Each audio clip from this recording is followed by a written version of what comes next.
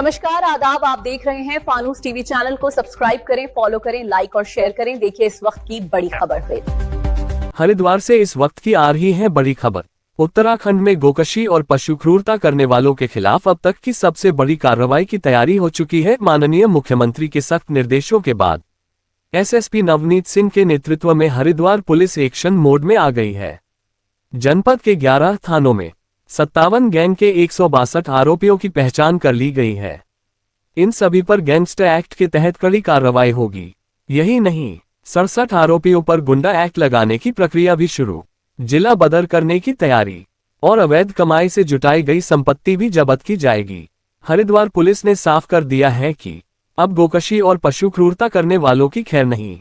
आदतन अपराधियों को भारी रकम से पाबंद किया जाएगा और मुचलका तोड़ने पर सीधे जब्ती की कार्रवाई होगी।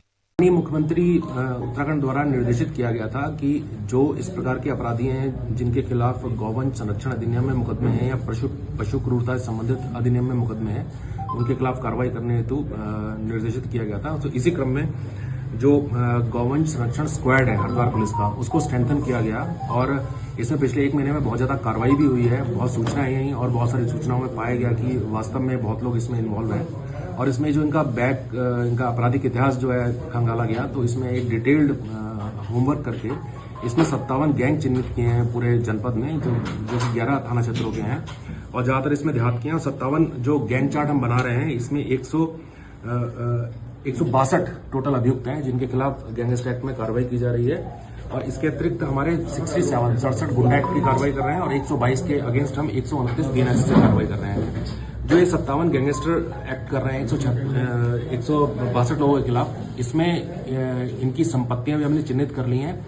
इनकी सारी संपत्तियां हम गैंगस्टर एक्ट में अटैच करेंगे और ये बहुत बृहद कार्रवाई है, बहुत बड़े स्तर पे कार्रवाई है। और इसमें हमारा प्रयास रहेगा कि जो ये गौवंश संरक्षण अधिनियम के तहत जो हैबिचुअल ऑफेंडर्स हैं, अपराधी हैं, इनको हम किसी तरीके से इनको हम निरुद्ध कर सकें और इस प्रकार के अपराध को हम अपने जनपद में रोक सकें। क्या ये सभी 11 थाना के अपराध करते हैं?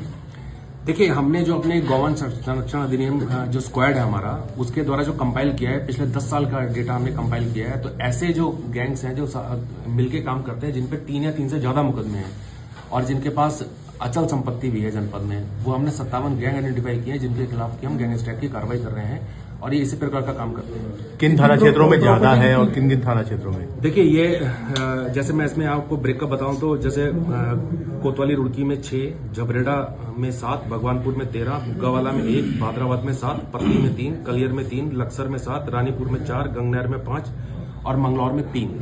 ये जो गैंगस्टर्स बन रहे हैं। इसी प्रकार से हमारा गुंडा एक्ट का भी ब्रेकअप है और गुंडा एक्ट में जिलाधिकारी महोदय से रिक्वेस्ट करके हम जल्दी इनकी सुनवाई करके जिला बदर की कार्रवाई सुनिश्चित करेंगे। जो प्रॉपर्टी अटैच की जा रही है उसकी कितनी वैल्यूएशन होगी अप्रोक्स?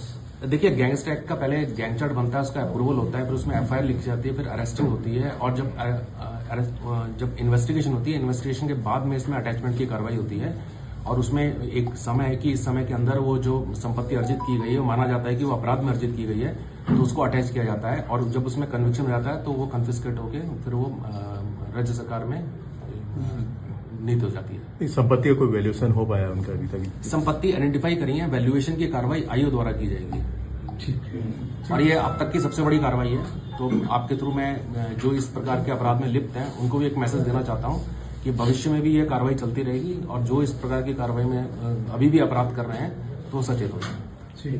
आप देख रहे थे फानूस टीवी। हर छोटी और बड़ी खबर के लिए फानूस टीवी देखते रहें। नमस्कार।